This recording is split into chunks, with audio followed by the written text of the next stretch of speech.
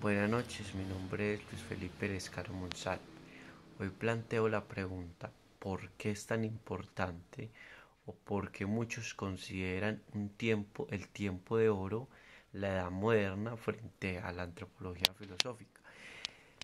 Para dar respuesta a esto es muy sencillo, porque se cambia o se da un giro frente a la pregunta clásica sobre el hombre, es decir, ¿qué es el hombre? En la edad moderna se cambia esta estructura y no solo se piensa en qué es el hombre, sino para dónde va el hombre.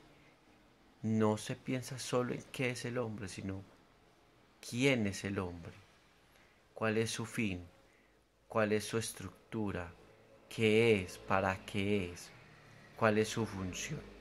Por eso se forman varias corrientes o escuelas del pensamiento antropológico, donde se toma como eje central al hombre, pero desde su existencia, desde su función en el mundo, no sobre su esencia como compuesto, como qué es.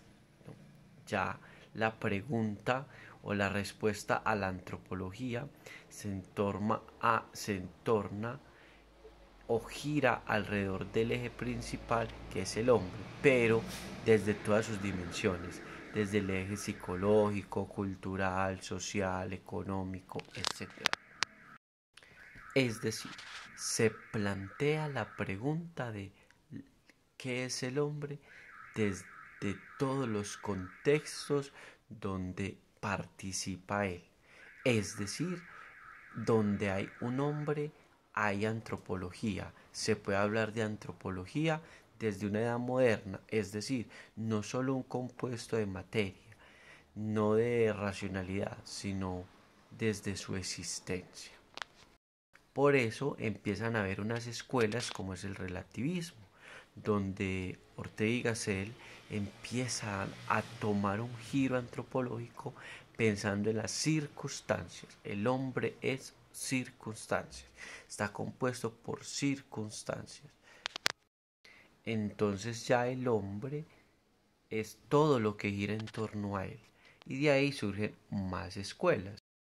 De ahí empiezan a hablar los existencialistas con Sartre, donde ya no nos hablan de que el hombre es solamente alma y cuerpo o materia, no, ya aquí nos habla que somos seres arrojados a un mundo, es decir, el ser humano, la antropología filosófica gira en torno al existencialismo, que el hombre tiene un propósito en el mundo, que el hombre es un ser lleno de propósitos y que su ser constitutivo es la libertad.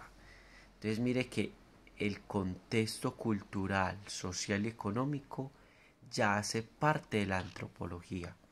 ¿En dónde toma este giro, este tipo de pensamiento? En la edad moderna. Por eso se considera que la edad moderna es la, la lanza, es el eje central de la antropología. Que claro, se habla de hombre desde antes, pero este es la edad fundamental o el tiempo más propicio o más extenso o más riguroso acerca del estudio del hombre. Ya empieza, a medida que pasa el tiempo, a hablar más sobre el hombre, entra el marxismo, ya aquí con una doctrina o con un pensamiento más sobre lo social, más sobre la productividad, más sobre lo humano, el humanismo y el naturalismo. Entonces es donde nos habla que el ser humano tiene una capacidad, pero esa capacidad es productiva, que esa capacidad se habla de cooperativismo social o cooperación social. Ya por último, en esta moderna habla sobre la antropología simbólica, es decir, esta corriente enseña o su reflexión se entorna a la cultura, que la cultura es el simbolismo de la antropología del hombre. Entonces, la edad moderna es considerada la edad oro de la antropología, porque todo gira en torno a lo social, a lo humano, a lo existencial, a lo productivo y a lo cotidiano. Por eso la antropología es más rigurosa, más estructurada en la edad moderna, porque se discute el hombre desde todas sus dimensiones. Muchas gracias.